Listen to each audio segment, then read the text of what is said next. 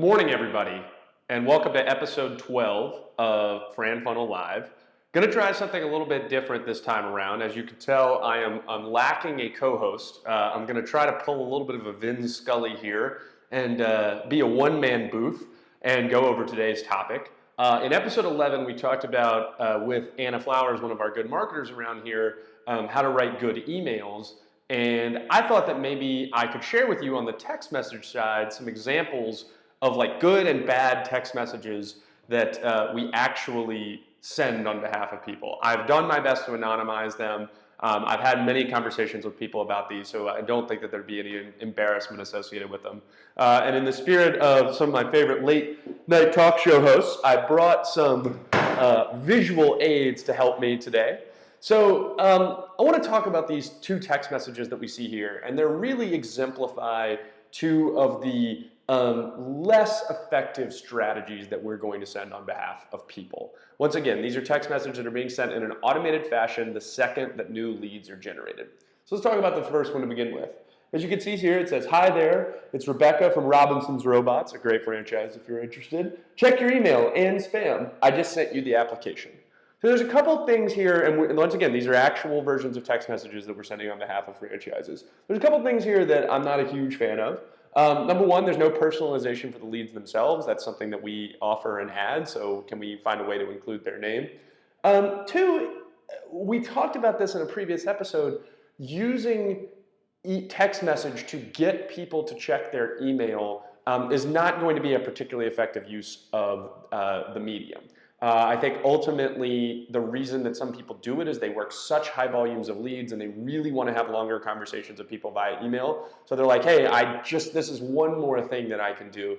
But ultimately, I'm not sure that I've ever seen something where if somebody, you receive a text message, you're like, oh, great, I can't wait to check my email. Even the fact that the word spam, which we do have in a couple of the text messages we send are in there, already gets me in a mindset that I'm not thrilled to be a part of, right? And then the last thing is I just sent you the application. A lot of times when someone's submitting a form online, you immediately are like, okay, I want them to further qualify themselves, like I'm not quite ready to talk to them, whatever it may be.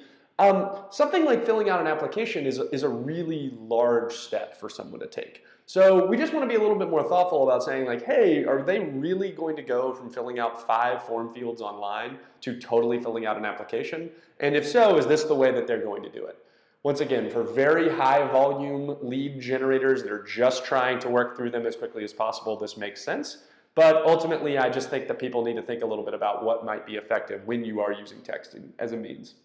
The bottom one is another example. This one's going to be a little bit longer, so you could say, "This is Robert from Fishmania. Thank you for submitting your info. I have lots of times available for a convo in the next few days. When can we chat? Or why don't you book time on my calendar here?" And then a link to a Calendly or whatever calendaring software you're using at the time. So a few things here. Once again, no personalization.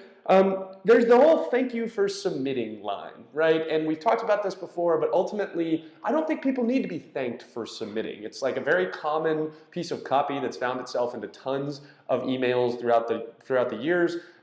They're just happy to talk to you. I mean, they're the ones who chose to be there, right? So I just really, really don't like when people do that.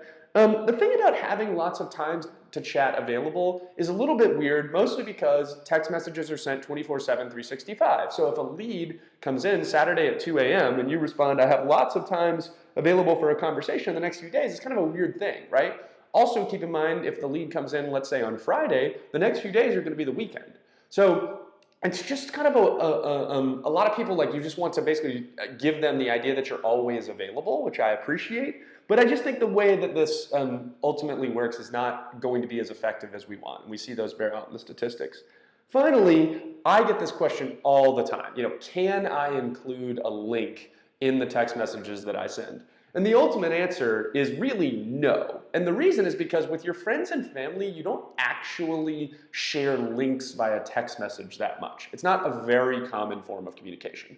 So from a business that you've never met before, that you just filled out a form online, if they send you a link, the likelihood you are to click it are very low, and it doesn't really do the rest of the message any favors. So when you see a link in there, it automatically kind of invalidates whatever else is going to be there.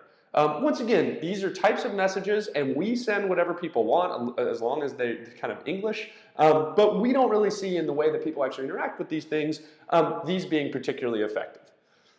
So what actually does work? And I'll go to kind of a standard text message that we recommend to people that is the kind of what we would recommend if you came and worked with us with FranFunnel. And once again, none of this is ultimately proprietary, so feel free to use it yourself. So the first thing is, hi, lead first name. There's that personalization. We have the ability to take it, and suddenly now the message resonates for the person who's receiving it. It appears that you've added even just a little bit of personalization for them so that, hey, okay, this is not something that's fully automated. Maybe they are thinking about who I am. This is Eli from Hawking Radiators.